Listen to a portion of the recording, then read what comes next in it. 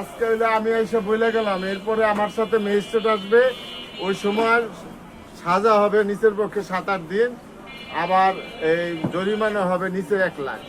আগে কইলাম সেইটার কবলে যাতে না পড়েন, এটার জন্য আমি আগে থাকতে আপনার ওয়ার্নিং দিলাম। কোনো শাটারের বাইরে কোনো কিছু থাকতে পারবে না।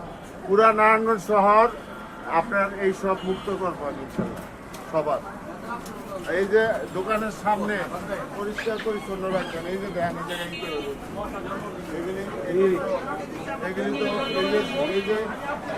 এই যে অবস্থা রাখবেন কেন, এইগুলি পরিষ্কার পরিচ্ছন্ন রাখবেন।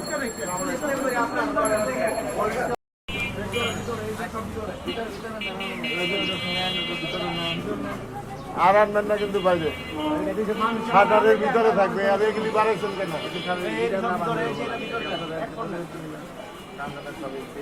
এটা ভাড়া নিচ্ছেন আপনি?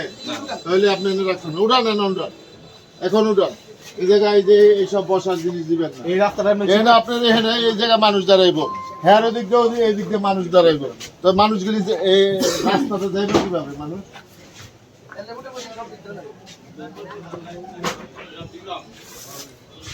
ভাই পানি বোতল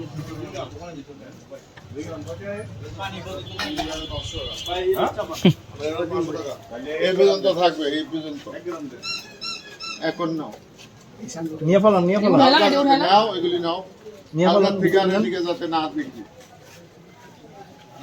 এদিকে নাও। পানি বোতল এটাও থাকবে না, এই যে এটাও থাকবে না, আরো দুনিয়া এটার অর্ধেক রাখো, যাও এটার অর্ধেক। হ্যাঁ, এই ভিতর না এই ভিতর না দোকান আছে আপনাদের কি এখন লয়ে যাব বাড়ি?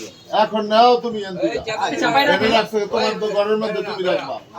এই যে এটা উঠতে যাবে এই থাকবে না, এই জায়গা তোমার ঘরের ভিতরে নিয়ে রাখো না, ঘরে এটা খাম্বার বাইরে নি ভিতরে এই যে 5 মিনিটের ভিতরে যে লুকাই দিতে তো লয়ে যাবো, এখানে রাখি না কি এদি আমাদের সব কথা বাদ দেন। রাস্তাটা প্রায় বন্ধ, এখন আপনি এনে রাখার অধিকার কে দিছে? না রাখতাম না। আপনাদের ঘরে রাখেন নিয়ে, আচ্ছা, আপনার ব্যবসা দোকান তো ছোট না। না ওখানে রাখতাম। হ্যাঁ, তো এখানে রাখেন। হ্যাঁ বলছে তো এমন করে রাস্তাটা প্রায় বন্ধ দেখেন। না ঠিক আছে আপনি প্রায় বন্ধ, এটা ঠিক হয় না গাছটা। আচ্ছা ঠিক আছে। আসসালামু আলাইকুম। এটা ঠিক হয় না গাছটা।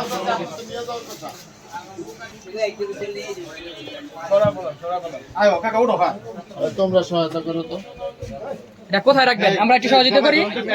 ধরুন তো ভাই একটু, এই তো হ্যাঁ এই টেবিলটা কোথায় রাখবেন?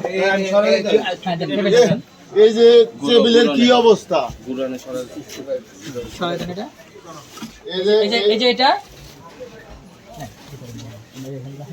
এই যে কার এদিকে থাকবে না।